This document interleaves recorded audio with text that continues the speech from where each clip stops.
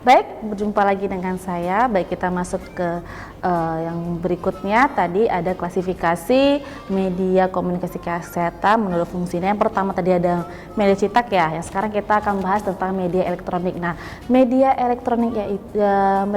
elektronik yaitu suatu media bergerak, dinamis, dapat dilihat, didengar, dan dalam menyampaikan pesannya melalui alat bantu elektronika. Nah, contohnya apa nih? Seperti televisi, radio, film, kaset, CD, VCD, DVD, slideshow, CD interaktif, dan lain-lain. Nah, kelebihan media elektronik antara lain sudah dikenal masyarakat nih, sudah pasti melibatkan semua panca indera, lebih mudah dipahami, lebih menarik karena ada suara dan gambar, adanya tatap muka, penyajian dapat dikendalikan, jangkauan relatif lebih besar dan luas, serta dapat diulang-ulang jika digunakan sebagai diskusi. Nah, kelemahannya apa nih? Kelemahannya sudah pasti biayanya itu lebih tinggi dibandingkan media cetak, kemudian sedikit rumit, memerlukan energi listrik, diperlukan alat canggih dalam proses produksi, perlu persiapan matang, peralatan yang selalu berkembang dan berubah,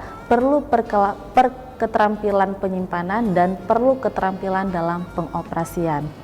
Nah, yang ketiga itu ada media luar ruang atau media papan atau juga sering disebut billboard. Nah, apa itu media luar ruang? Nah, yaitu media yang menyampaikan pesannya itu di luar ruang secara umum melalui media cetak dan elektronik secara statis. Nah, contohnya apa nih? Ada papan reklame, ada spanduk, ada pameran, ada banner, ada TV layar lebar, dan lain-lain.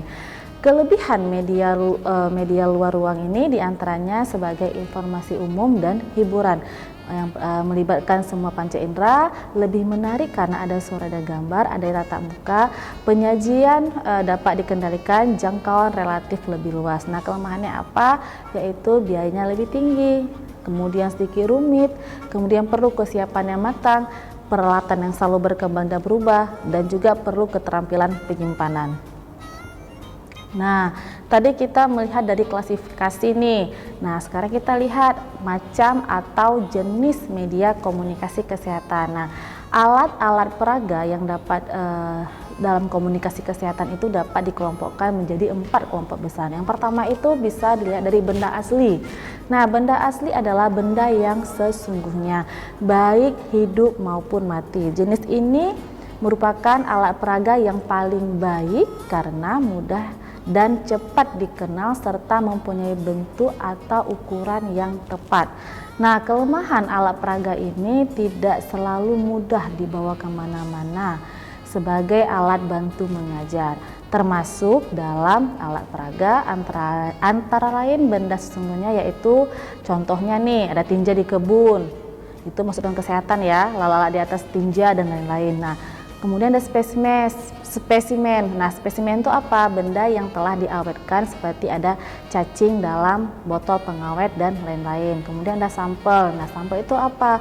Contoh benda sesungguhnya untuk diperdagangkan seperti oralit dan lain-lain. Nah, yang kedua itu ada benda tiruan. Nah, benda tiruan itu apa? Benda tiruan itu memiliki ukuran yang berbeda dengan benda sesungguhnya. Benda tiruan bisa digunakan sebagai media atau alat peraga dalam promosi kesehatan. Karena apa? Karena benda asli mungkin yang digunakan misalnya ada ukuran benda asli terlalu besar atau terlalu berat.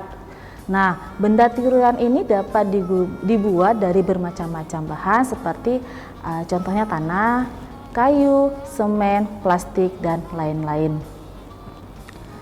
Nah, yang ketiga itu ada gambar atau media grafis. Nah, grafis secara umum diartikan sebagai gambar. Nah, media grafis adalah penyajian visual atau menekankan persepsi indera penglihatan dalam penyajian 2 dimensi. Nah, dalam media grafis ini tidak termasuk media elektronik. Nah, yang termasuk dalam media grafis ini yaitu ada poster, ada leaflet, ada reklame, ada billboard, ada spanduk, ada gambar karikatur, lukisan, dan lain sebagainya.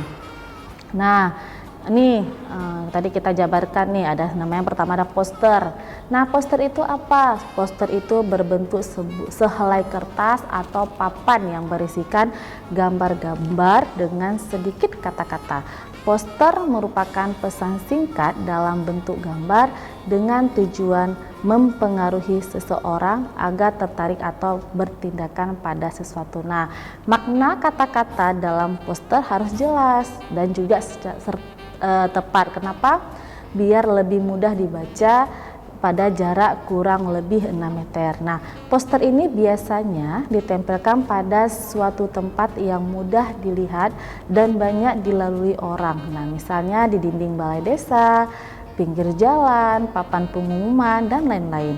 Nah, gambar dalam poster dapat berupa lukisan, ilustrasi, kartun, gambar, atau juga foto. Nah, ini ada syarat nih yang perlu diperhatikan dalam pembuatan poster. Sudah pasti yang pertama, dibuat dalam tata letak yang menarik, misalnya besarnya huruf, gambar, dan warna yang mencolok. Yang kedua, dapat dibaca atau dapat eye-catcher orang yang lewat. Yang ketiga, kata-kata tidak lebih dari 7 kata. Yang keempat, menggunakan kata yang provokatif sehingga menarik perhatian. Yang kelima, dapat dibaca dari jarak 6 meter. Yang keenam, harus dapat mengugah emosi, misal dengan menggunakan faktor ini, bangga dan lain-lain. Nah, ukurannya juga harus besar, 50 kali 70 cm. Kalau yang kecil 35 kali 50 cm. Nah, ada kegunaan poster. Yang pertama itu memberikan peringatan, misalnya tentang selalu mencuci tangan dengan sabun setelah buang air besar dan sebelum makan. Ini kan lebih ke kesehatan nih. Yang kedua, memberikan informasi, misalnya tentang pengolahan air di rumah tangga. Yang ketiga, memberikan anjuran, misalnya pentingnya mencuci makanan mentah dan buah-buahan dengan air bersih sebelum makan. Yang keempat, mengingatkan kembali, misalnya cara mencuci tangan yang benar. Yang kelima, memberikan informasi tentang dampak, misalnya nih, informasi tentang dampak buang air besar atau BAB di jamban. Nah, keuntungan poster apa? Yang pertama, mudah dibuat. Kedua, singkat waktu dan pembuatannya. Yang ketiga, murah. Yang keempat, dapat menjangkau orang banyak. Yang kelima, mudah mengugah orang banyak untuk berpartisipasi. Yang keenam, bisa dibawa kemana-mana. Dan yang ketujuh itu banyak variasinya. Oke, baik, setelah ini kita akan bertemu lagi dengan pembahasan berikutnya setelah pesan-pesan berikut ini. Terima kasih.